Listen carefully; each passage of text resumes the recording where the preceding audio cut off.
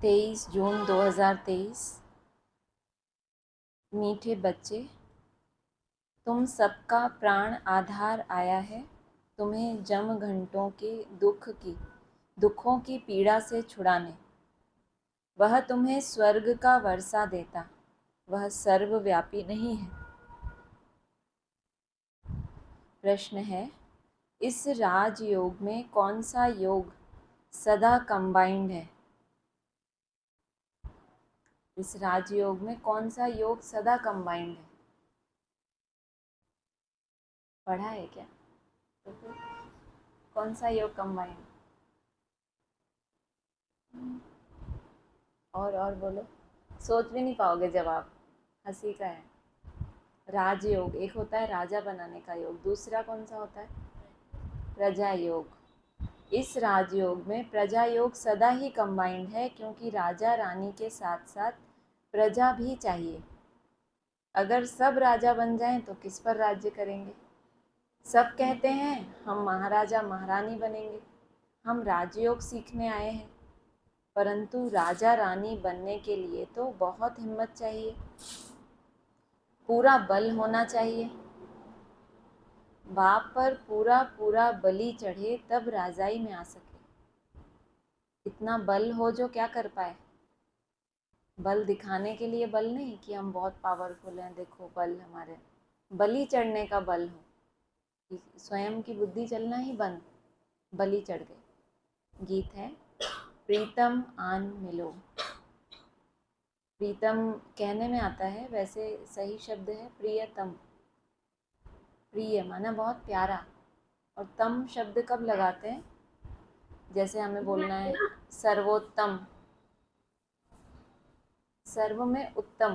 तम शब्द तब लगाते हैं जब किसी चीज़ को ज़्यादा से ज़्यादा उसकी सीमा है, वो अधिक, बहुत अधिक प्यार है, लेकिन अधिकतम माना उससे ज़्यादा नहीं हो सकता। तो प्रियतम आन मिलो। ओम शांति। प्रियतम को कौन बुलाते हैं? प्रीतमा को सजनी या भक्ति कहा जाता है। बुलाते हैं साजन को, भगवान को अथवा बाप को। इसमें सर्वव्यापी का ज्ञान तो ठहरता नहीं। प्रियतम को बुलाते हैं कि आन मिलो। जीव आत्माएं अपने परमपिता परमात्मा को बुलाती हैं, ओ परमपिता परमात्मा आओ, रहम करो। स्वर्ग में तो ऐसे नहीं बुलाएंगे। बरोबर यह दुखधाम है तो प्रियतम को बुलाते हैं। प्रीतम भगवान एक है, क्रिएटर एक है। विश्व अथवा सृष्टि का चक्र भी एक है। बच्चे जानते हैं कलयुग से फिर सतयुग होगा। सतयुग में फिर से एक आदि सनातन देवी देवताओं का राज्य होगा। यह नॉलेज है ना? तुम बच्चे जानते हो प्रीतम कैसे आए हैं। शिव तो है निराकार, तुम सब निराकारी आत्माएं हो, यहाँ आए हो पार्ट बजाने। अब निराकार बाप कैसे आया? राजयोग किसने सिखलाया? श्री कृष्ण तो सतयुग स्थापन करने वाला नहीं है, उनको रचयिता नहीं कहेंगे। सभी जीव आत्माओं का प्रियतम एक परमपिता परमात्मा क्रिएटर निराकार को कहेंगे। कहते हैं मेरा जन्म, शिव जयंती मनाते हैं। मेरा जन्म कोई श्री कृष्ण के सदृश नहीं होता। जैसे श्री कृष्ण का जन्म होता है वैसा मेरा जन्म नहीं होता। श्री कृष्ण माँ के गर्भ से कैसे जन्म लेते हैं, कैसे गर्भ में पीपल के पत्ते पे आते हैं, फिर कैसे गर्भकाल होता है, फिर कैसे प्रत्यक्षता रूपी जन्म लेते हैं, वह भी बच्चों को साक्षात्कार कराया हुआ है। बाप कहते हैं मेरा नाम रुद्र भी है ना? शिव तो उसका सदा काल का एक नाम है ही, लेकिन रुद्र भी माना जब संगम पर रौद्र रूप धारण करता है। गीता में भी है, यह है रुद्र ज्ञान यज्ञ, अर्थात शिव का रचा हुआ यज्ञ। तो ज़रूर निराकार शिव को साकार में आना पड़े। बाप बैठ समझाते हैं इस गीत के 2 अक्षर से ही सर्वव्यापी का ज्ञान निकल जाता है। क्योंकि गीत क्या कर रहा है, प्रियतम को बुला रहा है। इसका मतलब वो कहीं पर है, सब जगह अगर वो मौजूद है तो बुलाने की तो कोई बात ही नहीं। प्रियतम को श्री कृष्ण नहीं कहेंगे, कहते ही हैं ओ गॉड फादर, ओ प्राण आधार, क्योंकि यह सबका प्राण आधार है। सभी को जमघंटों के दुख की पीड़ा से छुड़ाते हैं, तो ज़रूर उनको आना पड़े। बाप कहते हैं मैं कल्प कल्प कल्प के संगम युगे आता हूँ, यही कल्याणकारी संगम युग है। सतयुग के बाद तो फिर 2 कला कम हो जाती है, यही संगम युग चढ़ती कला का युग है। इसमें बुद्धि से काम लेना चाहिए। नए के लिए तो बहुत सहज समझाते हैं, तुम्हारा बाप निराकार परमपिता परमात्मा शिव है, उनको याद करो बस। और गुरु गोसाई आदि के मंत्र सब हैं भक्ति मार्ग के। भक्ति आधा कल्प चलती है, फिर ज्ञान का वर्षा आधा कल्प रहता है। ज्ञान वहाँ नहीं रहेगा, ज्ञान दिया जाता है दुर्गति से सदगति में ले जाने के लिए। गुरु का काम है शिष्य अथवा फॉलोअर्स की गति सदगति करना, परंतु वह जानते नहीं कि गति सदगति क्या होती है। गुरु माना जो रास्ता दिखाने वाला गुरु है, उसका असली काम है अपने शिष्यों को गति और सदगति देना, लेकिन वो जानते ही नहीं कि गति सदगति क्या होती है। आत्मा की पहले गति हो, उसके अंदर श्रेष्ठ विचारों का मंथन हो, उसके बाद सदगति हो जाए, माना जीवन में रहते हुए आत्मा सत्य में ही स्थित हो जाए, स्वरूप में।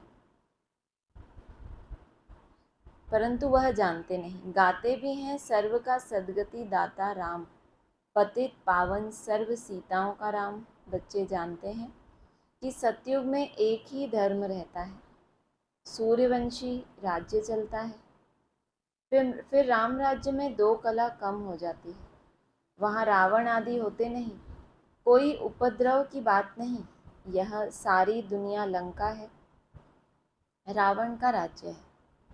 इस समय सब मनुष्य बंदर से भी बदतर हैं, क्योंकि सभी में 5 विकार प्रवेश हैं। कितना मनुष्यों में क्रोध है, एक दो को कैसे मारते हैं, मरने मारने की तैयारी करते हैं। तुम सब विकारी थे, अब बाबा आकर रावण पर जीत पहनाते हैं।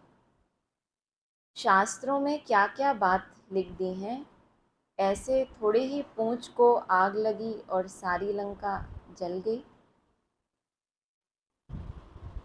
वास्तव में लंका तो ये सारी दुनिया है। कहते हैं हनुमान की पूंछ में क्या हुआ, आग लग गई, फिर क्या हुआ, सारी लंका पाप की थी ना, तो जल गई। बाबा क्या कहते हैं, पूंछ कौन सी होती है, कौन सी पूंछ है, देवभान की पूंछ अगर जल गई तो दुनिया का विनाश होगा ना, तुम्हारी कर्मातीत अवस्था हो गई और फिर सारी दुनिया में महाभारत। वास्तव में लंका यह सारी दुनिया है। तुम ब्राह्मण कुलभूषण बच्चे भी पहले पतित थे, अभी तुम माया रावण पर जीत पाते हो। बाप ने आकर बुद्धि का ताला खोला है। बुद्धिवानों की बुद्धि बाप है ना। मनुष्य तो क्या क्या बातें सुनाकर माथा ही खराब कर देते हैं। बाप कहते हैं यह फिर भी होना ही है। सर्वव्यापी का ज्ञान पहले नहीं था, कहते थे परमात्मा बेअंत है। बेअंत कहे फिर उनको सर्वव्यापी कहना कितनी बड़ी भूल है। शिवोहम तत्त्वम कह देते हैं, कभी शिवोहम कभी फिर ब्रह्मोहम भी कह देते हैं। बाबा क्या कह रहे हैं, जो शिवोहम तत्वम कह देते हैं ये भी कितनी बड़ी क्या है, भूल है। और बायोग्राफी बताते हैं ब्रह्मा बाबा की, तो क्या बताते हैं कि जब शिव की प्रवेशता हुई तो उन्होंने क्या बोला, शिवोहम निजानंद स्वरूपम शिवोहम, ऐसा सुनाते हैं ना। और बाबा जो मुरली में मना कर रहा है कि कभी शिवोहम कभी ब्रह्मोहम, ये हमारे ज्ञान मार्ग की बात ही नहीं है, यह फिर रॉन्ग हो जाता है। ब्रह्म तो रहने का स्थान है। शिव बाबा ब्रह्म तत्व में रहते हैं, इसीलिए उनका नाम ब्रह्मांड है। हम आत्माएं भी वहाँ की रहने वाली हैं। वे लोग फिर शिव को नाम रूप से न्यारा कह देते हैं। यह सब समझाने की बातें हैं ना। इसमें समझाना क्या है? नाम रूप से न्यारा मतलब बिंदी है, इसमें कोई समझाने की बात है? ज़रूर कोई रहस्य है जो बाबा कह रहे हैं, उसका नाम भी है, रूप भी है, तो ये समझाने की बातें हैं ना। सो भी जब एक हफ्ता रेगुलर समझें तब ज्ञान से चोली रंग जाए। समझाना है तुम्हारा बेहद का बाप भी है, जिससे भारत को जीवन मुक्ति का वर्षा मिलता है। बाकी सबको मुक्ति का वर्षा मिलता है,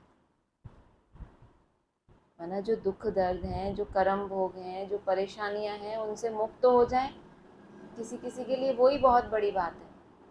और कोई आत्माओं के लिए जीवन मुक्ति, माना उस स्वरूप में स्थित हो जाना।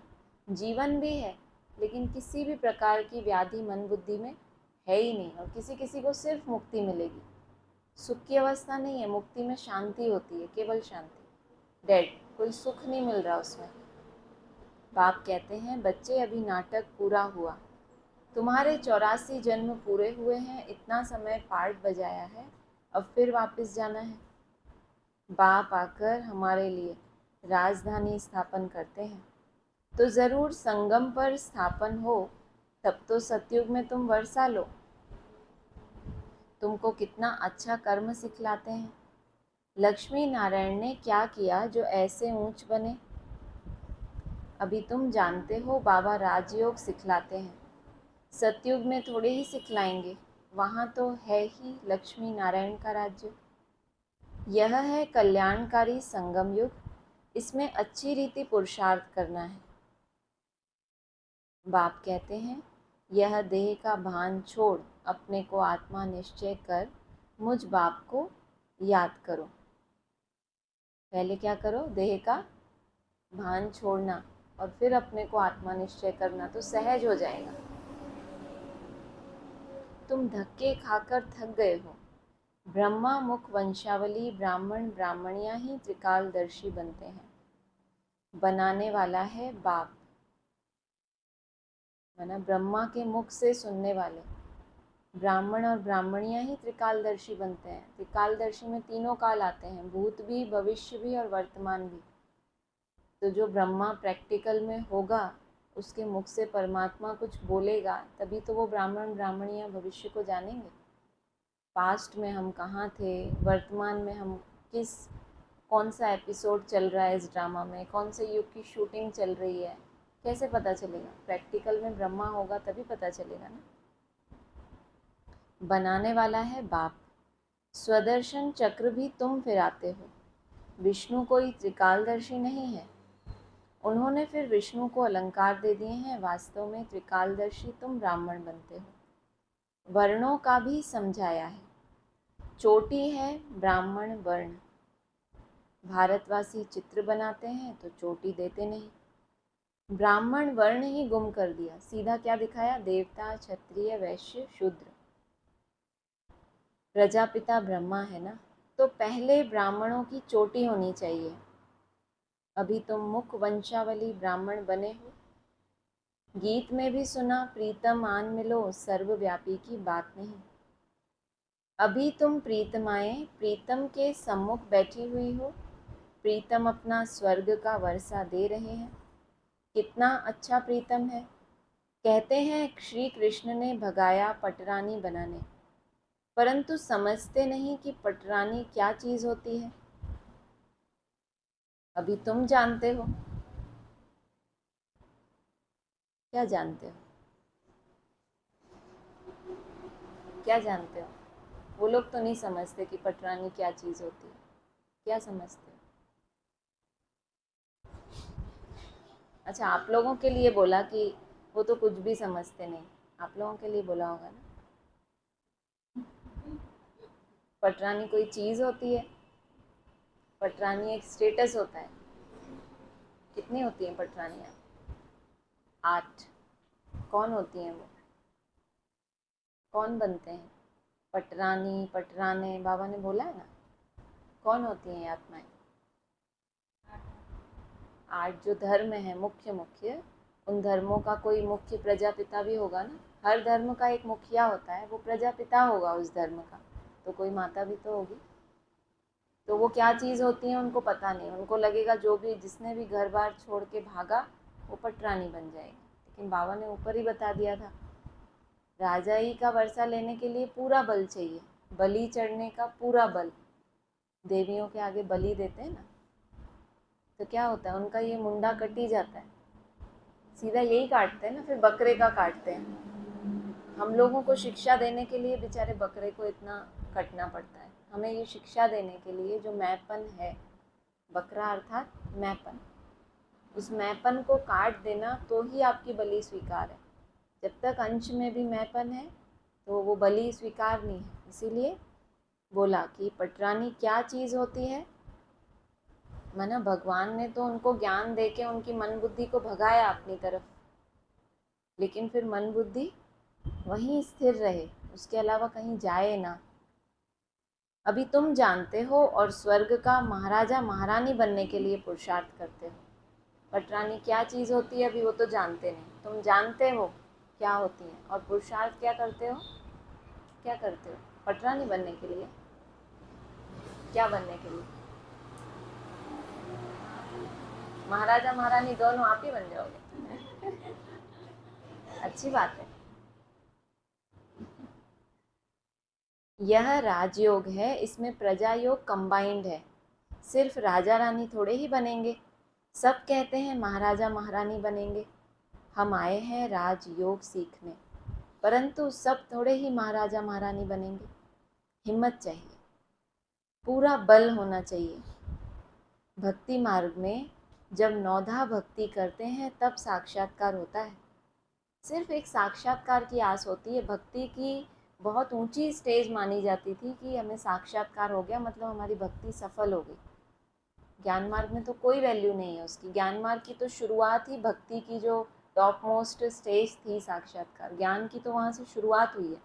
आदि में जो साक्षात्कार की बहुत लीला चली, वो तो भक्ति का एकदम अंत करना था, तो उसकी अति हुई साक्षात्कार की लीला के द्वारा। तो बाबा कह रहे हैं भक्ति मार्ग में जब नौधा भक्ति करते हैं तब साक्षात्कार होता है। तो यहाँ भी अभी जो याद चल रही है वो भक्ति की याद है ना। जब तक बुद्धि हमारी भटक रही है, बुद्धि भटक रही है ना, ऐसा बाबा ने बोला ना, ऐसा मत बोलो कि मेरा मन में खुशी नहीं रहती, मेरा मन ठीक नहीं है। बुद्धि आपकी भटकती है, बाबा को भूलते हो तो आपको माया का थप्पड़ लगता है। तो जब नौधा भक्ति करते हैं, नौधा भक्ति माना बहुत तीखी भक्ति मानी जाती है, प्राण तक भी उनको न्यौछावर करने के लिए तैयार हो जाते हैं। बिल्कुल गर्दन पे, बाबा कहते हैं ना, वो बिल्कुल गर्दन पे वो रख लेते हैं कि बस अब हमें नहीं साक्षात्कार हुआ तो हम ये काट दे रहे, इतना उनको नशा होता है। तब साक्षात्कार होता है, शिव पर बलि चढ़ते हैं। वास्तव में बलि चढ़ना भी यहाँ की बात है। यह भी समझाया है, गीता भागवत रामायण वेद आदि सतयुग त्रेता में होते नहीं, ऐसे नहीं परंपरा से यह कोई चले आते हैं। यह तो द्वापर से चले हैं, फिर द्वापर से ही बनेंगे। मुसलमानों ने आकर राज्य लिया, मोहम्मद गजनवी ने लूटा, यह सब बातें तुम जान गए हो। क्या करेंगे? द्वापर युग में, कब कलयुग में आया ना गजनवी, अभी कलयुग की शूटिंग आएगी तो ये सब एक्टर्स भी तो प्रत्यक्ष होंगे ना। गजनवी है, सोमनाथ का मंदिर लूटा था ना उसने। यह सब बातें तुम जान गए हो, हमने ही पूज्य से पुजारी बन अपना मंदिर बनाया, तो हमको मिल्कियत होगी, कितनी मिल्कियत होगी? 5000 वर्ष की बात है, सो भी शुरुआत में। फिर भक्ति मार्ग में भी तुमको कितना धन रहता है। जिसने हीरे जवाहरों का मंदिर बनाया उनका अपना महल क्या होगा? नाम कितना ऊंच है, लक्ष्मी नारायण कितने श्रृंगारे हुए देखते हो। अभी तो बेचारों के पास पैसा ही नहीं है, तुम्हारी बात तो छोड़ो। बाबा कह रहे हैं जो लक्ष्मी नारायण मंदिरों में इतने श्रृंगारे दिखाए जाते हैं, अभी तो बेचारों के पास पैसा नहीं है। आगे तो लक्ष्मी नारायण के लिए हीरों का सब कुछ बनाते थे, बाद में सब लूट फूट के ले गए। वहाँ तो सोने की ईंटें होती हैं, तुम उनसे महल बनाते हो। अक्ल भी अच्छा रहता है,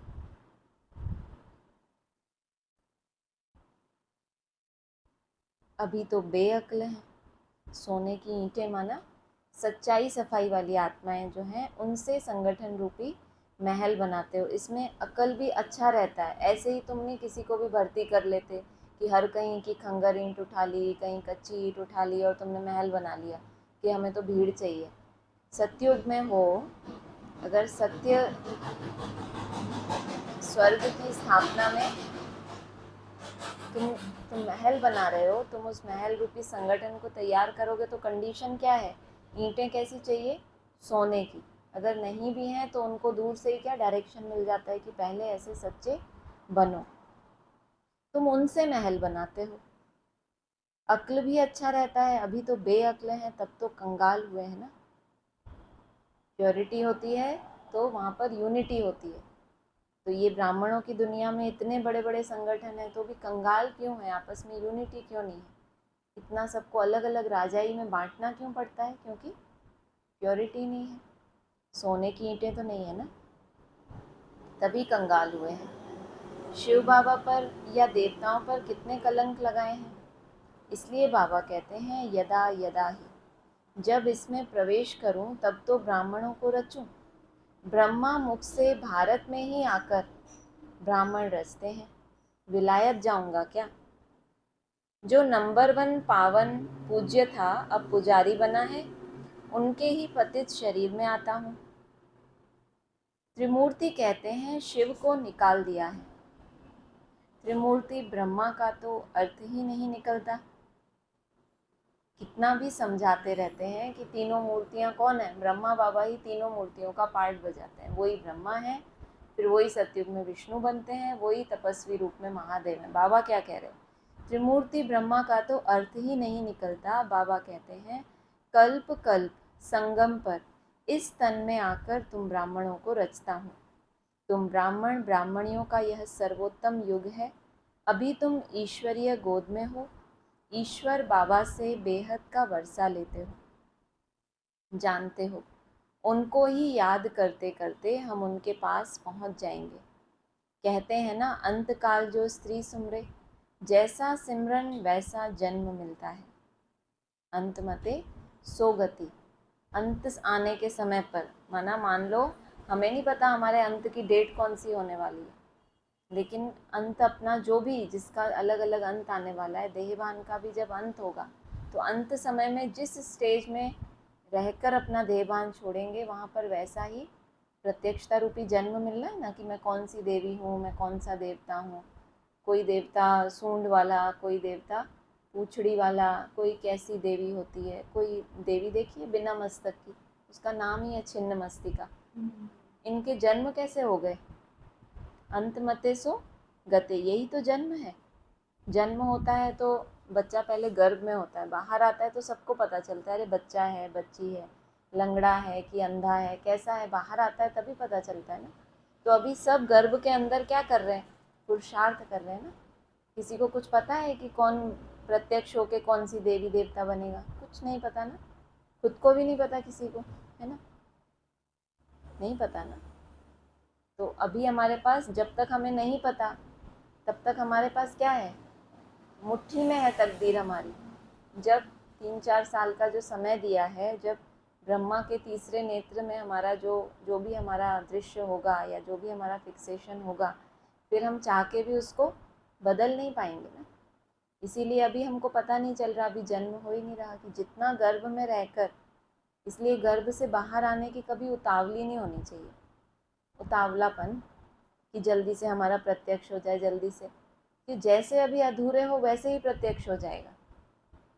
होता है ना, समय से पहले कोई बच्चा जन्म ले ले तो कैसा होता है? वो कमज़ोर होता है ना, ताकत होती है उसमें, पता नहीं जिएगा भी कि मर जाएगा। पैदा तो हुआ लेकिन फिर जीवित भी तो रहना है ना। इसलिए बाबा कह रहे हैं जैसा सिमरन वैसा जन्म मिलता है। लंबे समय का जो भी पुरुषार्थ किया है वो आपका जो अंत है वो आपका भविष्य डिसाइड करेगा, लेकिन आपका जो लंबे समय का पुरुषार्थ है वो आपका अंत निश्चित करेगा कि अंत समय में आपके कैसा सिमरन रहने वाला है। ऐसा नहीं समझें कि अभी किसी भी तरह के संकल्पों में रमण कर रहे हैं, लास्ट में एकदम से हम स्टॉप कर लेंगे। अभी जिन परिस्थितियों में आपका स्टॉप फिसल जाता है, लास्ट में वही पेपर आएगा। होना चाहिए ना ऐसा, ताकि हमें पता चले कि इस बात में हम बार बार फेल होते थे, बार बार फेल हो जाते थे, फिर वो पेपर आए जब हमें पूरा कॉन्फिडेंस हो जाए, जिसको बाबा ने बोला अनुभव की अथॉरिटी का आसन, पूरा अनुभव हो जाए कि ये वाली माया से तो अब मेरा छुटकारा हो ही गया, बहुत बार आके चली गई। तो क्या बोला, जैसा सिमरन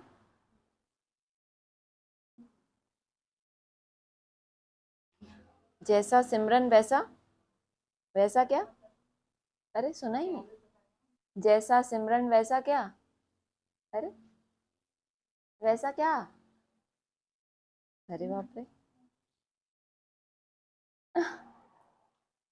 मैं अपने आप को ही तो नहीं मुरली सुना रही जैसा सिमरन वैसा जन्म मिलता है। सुना नहीं मैंने, नहीं मतलब मैंने अनएक्सपेक्टेड था, इतने सारे लोग बैठे हैं, किसी ने बोला नहीं कि प्रत्यक्षता रूपी जन्म यह है अंतकाल का समय। ये जो अभी समय चल रहा है ना, एकदम लास्ट का समय। अभी सब गर्भ के अंदर दिखाया ना, एक तरफ झाड़ के चित्र में गर्भ के अंदर तपस्या चल रही है, साकारी आकारी निराकारी, और दूसरी तरफ माला, माला का भी एक वो दिखाया ना, अंडे के रूप में माला दिखाई है, इधर पुरुषार्थ इधर माला। ये सब बंद तो नहीं करना, सोलर से चालू है।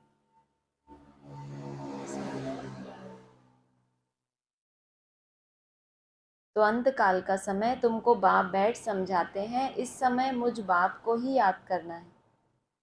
देही अभिमानी भव अशरीरी भव, अपने को आत्मा निश्चय कर मुझ परमपिता परमात्मा को याद करो। एक जगह निष्ठा में नहीं बैठना है। बच्चे तो चलते फिरते उठते बैठते बाप को याद करते हैं ना। बेहद का बाप कहते हैं और सभी से बुद्धि निकाल मामेकम याद करो, इसी में मेहनत है। 84 जन्म लिए, अब यह अंतिम जन्म है। 84 दिनों का दिन में से भी कौन सा दिन है, 84 जन्मों में से अंतिम जन्म है। 84 दिन की भट्टी में से ये कौन सा दिन है। ओ भाई तू भी सुन ले कुछ, क्या बोला, बोल कौन सा है, बोल सुना 84 जन्मों में से कौन सा जन्म, अंतिम जन्म। फिर 84 दिनों में से कौन सा दिन, अंतिम दिन। बाबा ने उस टाइम अव्यक्तवाणी में क्या बोला था, लक्ष्य दिया था बहुत बड़ा कि 84 में ये चक्र पूरा होना चाहिए ना। कितनी बार 84 84 84 की भट्टियां करते रहेंगे। तो शुभ संकल्प रखो, अंतिम दिन है, कल का दिन और है, चक्र हमारा पूरा हो जाए। तुम बाप के बने हो, उसने ही कितने मीठे नाम दिए हैं। तुम बाप के बने हो तो उसने ही कितने मीठे नाम दिए हैं। बाबा ने संदेशी द्वारा नाम भेजे, वहाँ बहुत अच्छे अच्छे नाम होते हैं, फिर भी वही नाम पढ़ेंगे जो कल्प पहले पढ़े होंगे।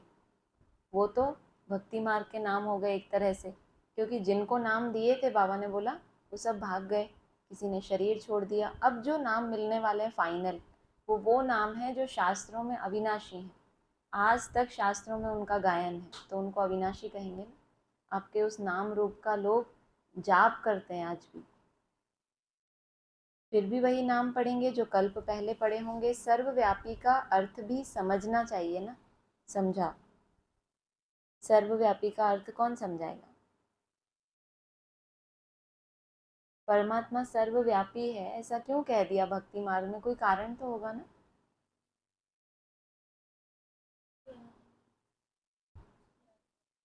उसकी याद चारों तरफ दिखती है सबको कि ये देखो याद, ये देखो याद। जैसे अपन सब योग में बैठते हैं तो आप लोगों को दिखती है, देखो चारों तरफ याद ही याद। किसी को दिखी क्या, दिखता है, गुड। तो सब भाग के क्यों बाहर चले जाते हैं फिर तो मजबूरी से जाते हैं। नहीं, मेरा मतलब था, वो तो एक मजाक किया। बोलो।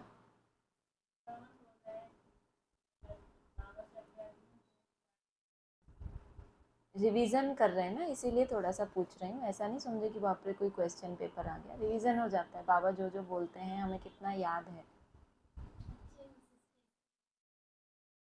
बहुत अच्छा। बोलो बोलो। जिधर देखूं तू ही तू, ये गायन कैसे हो गया? माना जिस बाबा के बच्चे को देखें उसके चेहरे को देख के ही उसको बाप दिखाई दे। बाबा ने ये लक्ष्य दिया है ना, कोई तुम्हारा चेहरा देखे तो उसको कौन दिखाई दे? उसको बाप दिखाई दे। तो ये यही बात है कि भगवान सर्वव्यापी नहीं, उसकी याद सर्वव्यापी है, लेकिन कोई माध्यम तो होंगे ना, वो अनुभूति कराने के लिए कोई साकार तो होंगे ना। तो बाबा के जो भी बच्चे होंगे, 16,000 होंगे या नंबरवार 108 होंगे, तो उनको उनके कारण ऐसा बोल दिया कि परमात्मा की याद जैसे जिसको देखते हैं तो बाबा की ही याद आती है। तो उन्होंने कह दिया भगवान तो हर जगह है, जिसमें भी देखो मुझे वही दिखाई देता है, क्योंकि सब मन के उस समय तक इतने स्वच्छ बन गए, परमात्मा का ही जैसे स्वरूप बन गए। इसीलिए उन्होंने कह दिया कि परमात्मा सर्वव्यापी है।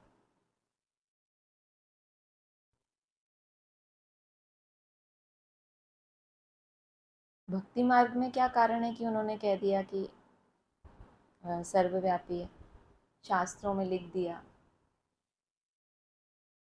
क्योंकि उस समय के जो अच्छे भक्त होते थे ना, जैसे मीराबाई थी या और भी पहले अच्छे अच्छे भक्त हुए हैं, वो क्या कहते थे, वो जहाँ देखते थे उनकी मन बुद्धि इतनी ज़्यादा एकाग्र थी भगवान में, भले भक्ति मार्ग की तरह से थी, तो जहाँ देखते थे उनको भगवान ही दिखाई देता था। विष भी पीते थे तो क्या दिखाई दिया उसको कि इसमें भी क्या है, ये भी कहाँ से आया, ये भी मुझे भगवान ने दिया है। तो जिधर देखूं तू ही तू उन आत्माओं के लिए था कि जहाँ देखते थे वो भगवान ही भगवान उनको दिखता था। जानवर में भी, पशु, तो उनकी स्टेज के कारण भगवान सर्वव्यापी था, सबके लिए नहीं था। और दूसरा, मनुष्यों के अंदर एक भय पैदा करने के लिए भी उन्होंने बोला कि परमात्मा सर्वव्यापी है। मतलब ऐसे मत समझो मैं कोई पाप कर रहा हूँ तो भगवान देख नहीं रहा, भगवान तो मंदिरों में है। ऐसा समझो कि भगवान हर जगह है और मुझे देख रहा है।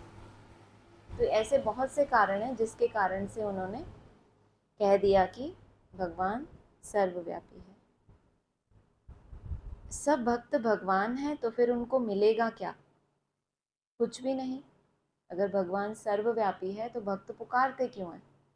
अभी तुम ईश्वरीय गोद में हो, ईश्वरीय गोद से तुम ब्राह्मण बनते हो, शूद्र वर्ण खत्म हुआ, यह वर्ण है ही तुम भारतवासियों के लिए। तुम जानते हो हम शूद्र वर्ण से ट्रांसफर हो ब्राह्मण धर्म में आए हैं। ब्राह्मण ब्राह्मणियाँ वही बनेंगे जो कल्प पहले बने थे। झाड़ वृद्धि को पाता जाता है, कितनी अच्छी अच्छी बातें बच्चों को सुनाते हैं, परंतु माया का तूफान लगने से अच्छे अच्छे बच्चे भी गिर पड़ते हैं। युद्ध तो है ना, तुम सर्वशक्तिमान के बच्चे हो तो माया भी कम नहीं है। आधा कल्प रावण का राज्य है, इस समय माया भी जोर से पछाड़ेगी। कभी कहते हैं रावण, कभी कहते हैं माया। माया के पास कितनी अथॉरिटी है? 5 विकारों की, और रावण के पास 10 शीश हैं। 5 का और एडिशन है उसमें, उसमें तत्व भी आ जाते हैं। इस समय माया भी जोर से पछाड़ेगी, इसको तूफान कहा जाता है, हनुमान का मिसाल है ना। तुमको माया के कितने भी तूफान आए परंतु हिलना नहीं है, सदैव हर्षित रहना है। एक तो हिलो भी मत, स्थिर रहो, फिर हंसते भी रहो, कितने कठिन है ना। एक तो हिलो भी मत, ऊपर से फिर हर्षित भी रहो। कोई एक ही काम दे देते कि अंदर से हम हिलते रहें, ऊपर से हम हर्षित रहें, लेकिन ना अंदर से हिलो ना ऊपर से तुम्हारा हर्षित बना जाए। जितना रुस्तम बनेंगे, ये रुस्तम वालों की परिभाषा है, जितना रुस्तम बनेंगे उतना माया जोर से वार करेगी। कोई बनेगा रुस्तम? कौन बनेगा? रुस्तम बनेगी? सबसे ही पूछ रही, कौन बनेगा रुस्तम? बाबा ने पहले ही बता दिया, माया बहुत जोर से वार करेगी। हम बनेंगे। गुड। आप लोग कोई नहीं? सब बनेंगे? नहीं बनेंगे। ऐसे ऐसे करो और ऐसे ऐसे करो, आप लोगों को बोलने से अंतर्मुखता खत्म होती है ना। ऐसे ऐसे करो, बनेंगे रुस्तम? हम बन हम बनेंगे। रिंकी बहुत दीदी हम अच्छा, भी बहुत बनेंगे। बहुत बढ़िया, बहुत बढ़िया। Maya is coming. Welcome, already coming, every day is coming. सर्वव्यापी है ना माया, तो बाबा ने कहा। कोई बात नहीं। तो दो काम दे दिए बाबा ने। माया के तूफान तो आएंगे, दो काम करने हैं। कौन कौन से, कौन बताएगा? जोर से बोलो, इनको भी सुनाई दे। हर्षित भी रहना है, गुड। फिर जितना रुस्तम बनेंगे उतना माया जोर से वार करेगी। देखेगी, माया क्या करेगी? देखेगी, किसी के द्वारा ही देखेगी ना, या हवा में पेपर आएगा? देखेगी क्या कि लायक है या नहीं है। वो भी बेचारी सिर्फ आपको दर्पण का ही काम करेगी बेचारी। कहते हैं बाबा, हमने तो काला मुंह कर दिया। काला मुंह हुआ बस बुद्धि को ताला लग जाएगा। काला मुंह माना अपवित्र बने तो काला मुंह हो गया, और बुद्धि को ताला लग जाएगा। धारणा होगी नहीं, क्योंकि बाबा को कलंक लगाया ना। लौकिक बाप भी कहते हैं ना, तुम कुल कलंकित हो। बाबा समझाते हैं, तुम कभी भी कुल कलंकित नहीं बनना। बाप परमधाम से आए हैं तुमको पढ़ाने। भगवानुवाच, मैं राजाओं का राजा बनाने आया हूँ। राजाई जरूर स्थापन होगी। माया के कितने भी तूफान आए, बाबा क्या कह रहे हैं? राजाई जरूर स्थापन होगी। इस समय तुम जितने ब्राह्मण बने हो उतने ही बने थे और बनते रहेंगे। माना पहले भी बने थे और आगे भी बनते रहेंगे। ब्राह्मण यहाँ बार बार क्यों बोलते हैं? ऐसे तो ब्रह्मा मुख से ज्ञान सुनने वाले बहुत होते हैं, लेकिन ब्राह्मण बाबा जो कहते हैं, जो उस दिन बोला था, अव्यक्त संपूर्ण ब्राह्मण माना पवित्र ब्राह्मण। बच्चों को याद रखना है कि उस पारलौकिक बाबा का कोई बाप नहीं है। बहुत याद रखने की बात है ये तो। क्या? कि उस पारलौकिक बाबा का कोई बाप नहीं है। वह है ही सुप्रीम नॉलेजफुल मनुष्य सृष्टि का बीज रूप चैतन्य, पतित पावन रहम दिल नॉलेजफुल ब्लिसफुल। कौन? पारलौकिक बाबा, साकार में निराकार का मेल बाबा। उसका कोई बाप नहीं है। वह है ही सुप्रीम नॉलेजफुल मनुष्य सृष्टि का बीज रूप चैतन्य, पतित पावन रहम दिल नॉलेजफुल ब्लिसफुल। उन पर कोई ब्लिस करने वाला नहीं है। वह खुद ही बाप टीचर सदगुरु है। बेहद बाप के घर में तुम सम्मुख बैठे हो। यह है ईश्वरीय कुटुंब। वृद्धि को पाते जाएंगे। 84 का चक्र भी बुद्धि में याद है। हम सो देवता इतने जन्म, हम सो क्षत्रिय इतने जन्म, फिर हम सो देवता बनेंगे। माया दुख धाम बनाती है, बाप आकर सुख धाम बनाते हैं। कितना सहज है। खूब पुरुषार्थ करना चाहिए। अब का पुरुषार्थ कल्प कल्प के लिए तुम्हारा पुरुषार्थ बन जाएगा। कहेंगे कल्प कल्पांतर हम ऐसा पुरुषार्थ करते आए हैं। अभी का जो भी पुरुषार्थ है वो कल्प कल्प के लिए, माना यहाँ भी जो एक कल्प बाकी है उसके लिए भी, और जो ब्रॉड ड्रामा के कल्प घूमने वाले हैं वहाँ के लिए भी। मम्मा बाबा भी पुरुषार्थ करते हैं, यही फिर पूज्य सो देवी देवता लक्ष्मी नारायण बनेंगे। श्रीमत पर हम श्रेष्ठ थे, श्रेष्ठ बनते हैं। अच्छा, मीठे मीठे सिक्की लदे बच्चों प्रति माता पिता बाप दादा का याद प्यार गुड मॉर्निंग। रूहानी बाप की रूहानी बच्चों को नमस्ते। हम रूहानी बच्चों की रूहानी बाप दादा को नमस्ते। धारणा के लिए सार है, इस अंतकाल के समय में एक बाप को ही याद करने का अभ्यास करना है, अशरीरी बनना है। कभी भी कुल कलंकित नहीं बनना। माया के तूफानों में हिलना नहीं है, सदा हर्षित रहना है। वरदान है, अपने चेहरे रूपी दर्पण द्वारा मन की शक्तियों का साक्षात्कार कराने वाले योगी तू आत्मा भव। आपका चेहरा कैसा बन जाए? कैसा बन जाए? दर्पण। दर्पण कैसे बनेगा? जितना हमारा मन स्वच्छ होगा, दर्पण बनेगा तो क्या बहुत गोरे हो जाएंगे सब? जितना बाबा ने कहा है अर्पण होंगे उतना मन आपका कैसा बनेगा? दर्पण जितना साफ होता है उसमें हम अपना चेहरा उतना ही क्लियर दिखाई देगा, जितना साफ दर्पण होगा। दर्पण ही गंदा होगा, उसमें दाग लगे हुए हैं, तो खुद का देखोगे तो कितना गंदा दिखेगा। नहीं भी है वो दाग, लेकिन मन, वो जो दर्पण है वो पहले से ही खराब है। तो मन, बाबा ने कहा है जितना अर्पण होंगे उतना ही मन रूपी दर्पण आपका पावरफुल बनेगा। फिर जब उसमें स्वयं को देखेंगे तो सब कुछ स्पष्ट दिखाई देगा। कोई चीज़, पानी जितना शुद्ध होता है तो उतना ट्रांसपेरेंट होता है ना, जैसे मानसरोवर।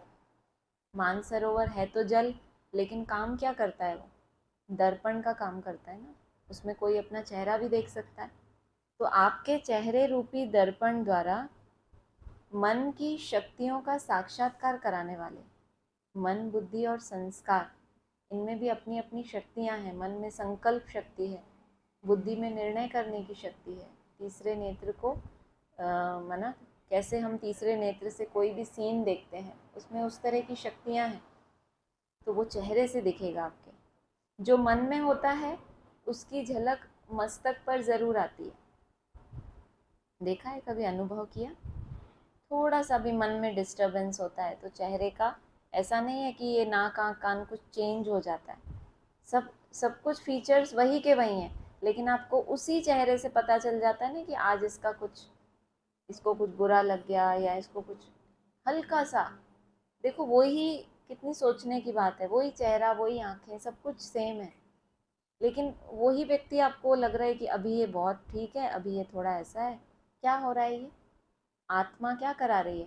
अपनी स्थिति का साक्षात्कार करा रही है। इसलिए बाबा ने बोला है ना, किसी का कुछ भी छुपा हुआ नहीं रहेगा, क्योंकि चेहरा, चेहरा तो है ना, दर्पण बन जाएगा तो किसी का भी कुछ छुपा हुआ नहीं रहेगा। कितना ही कोई ऊपर से हर्षित रह के दिखाए, लेकिन मन की जो स्थिति है वो ही आगे चल के स्थिति चेहरे की भी हो जाएगी। जो मन में होता है उसकी झलक मस्तक पर ज़रूर आती है। ऐसे नहीं समझना, गलतफहमी को दूर कर रहे हैं बाबा। ऐसे नहीं समझना कि मन में तो हमारे बहुत कुछ है, लेकिन मन की शक्ति का दर्पण चेहरा अर्थात मुखड़ा है। वरना आपके चेहरे से सामने वाले को, किसी को टचिंग ही नहीं हो रही ऐसी कि कोई वाइब्रेशन बहुत अच्छा है या सुखदाई, और आपको लगे तो हमारे मन में तो ऐसा कुछ है ही नहीं। तो बाबा क्या कह रहे हैं? ऐसे नहीं समझना कि मन में तो हमारे बहुत कुछ है। बहुत कुछ माना शक्तियाँ, बहुत शक्तियाँ हैं, बहुत एकदम निसंकल्प हो जाते हैं, लेकिन मन की शक्ति का दर्पण चेहरा अर्थात मुखड़ा है। कितना भी आप कहो, मतलब ऐसे कहने वालों की बाबा सुनता ही नहीं। कितना भी आप कहो हमारा योग तो बहुत अच्छा है, हम सदा खुशी में नाचते हैं, लेकिन चेहरा उदास देख कोई नहीं मानेगा।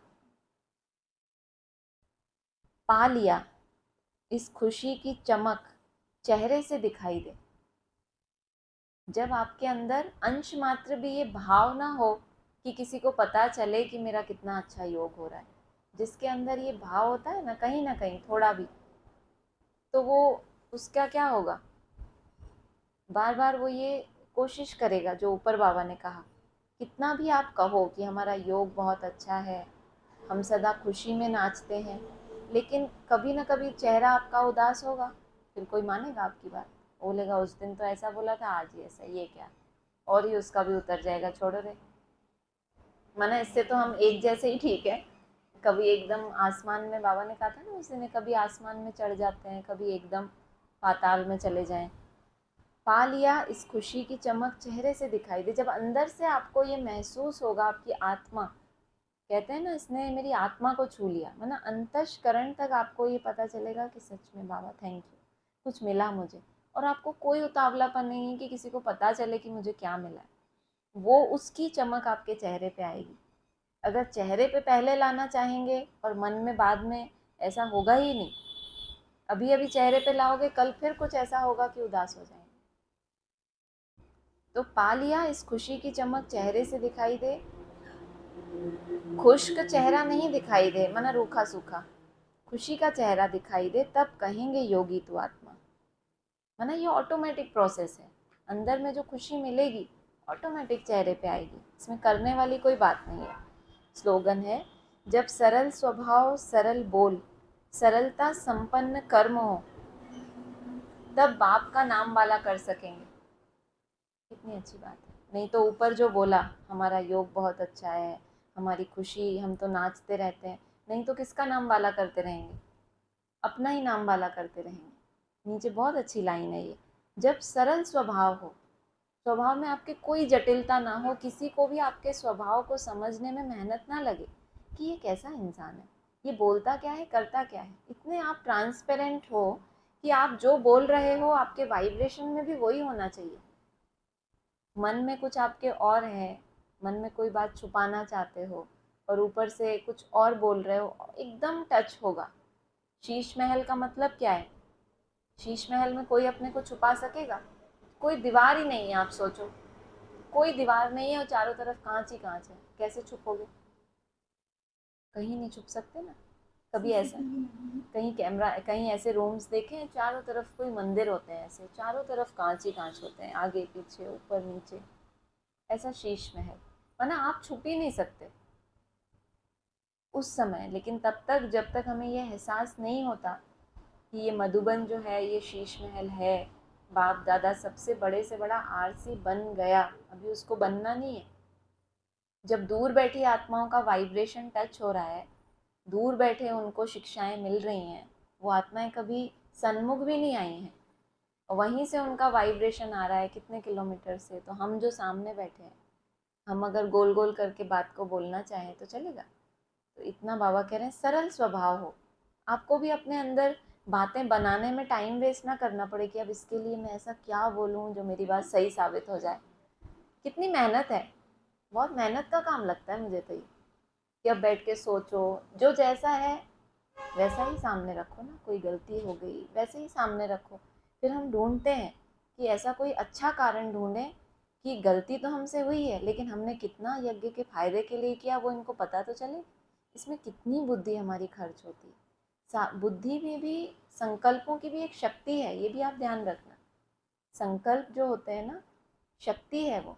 जितना बुद्धि की तिकड़मबाजी में आपके संकल्प वेस्ट हो रहे हैं ना, फिर जैसे ही मन को एकाग्र करने बैठोगे, क्योंकि सारी ताकत तो कहाँ चली गई, इधर उधर के संकल्पों में चली गई। तो वो शक्ति को बचाना, कम से कम विचारों, जो जैसा है वैसा उसको सामने रखना, इसको कहेंगे सरल। सबको उसका स्वभाव समझ में आता है, बहुत सरल इंसान है, मतलब इसके अंदर बनावट तो है ही नहीं। तो सरल स्वभाव, दूसरा सरल, कोई तो बोलो, सरल स्वभाव, दूसरा सरल कर्म, लास्ट था गुड, हाँ लाज रहेगी। सरल स्वभाव सरल बोल, स्वभाव सरल होगा तो बोल में भी कोई तिकड़म नहीं होगी।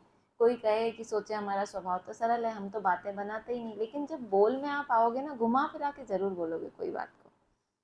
और सरलता संपन्न कर्म हो, तब बाप का नाम वाला कर सकेंगे। माना आपके कर्मों में भी बहुत ज़्यादा सरलता हो। सरल स्वभाव कैसे होता है, सरल आदमी कैसे होता है? एक बार कहीं वाणी में पढ़ा था मैंने, मैं सोच रही हूँ आप लोगों को अगर याद हो। सरल, सरल की परिभाषा बाबा ने बताई थी, जितना निरहंकारी है उतना ही जैसे कि सरल है। ना उसको अपने लिए कुछ चाहिए कि ये मैं कर्म करूँ तो इससे ये हो वो हो, सरलता से होता है ना। कितना सरल है ना, कोई अपन चीज़ लिखते हैं या कोई सॉल्व करते हैं, कोई पहेली, कहते हैं कितनी सरल है। ऐसे बहुत सरल लगे कि आपका मन है, उसमें कोई भी क्या कहें, एक्स्ट्रा बुद्धि आपको नहीं लगानी पड़ रही। समझा नहीं पा रही मैं सही शब्दों से, लेकिन वो मन में है। बाबा ने एक जगह बोला था, जितना निरहंकारी उतना सरल, क्योंकि अहंकार ही नहीं है, तो इसका मतलब डाउन टू अर्थ कहते हैं उसको, बहुत निरहंकारी। ठीक है, ओम शांति।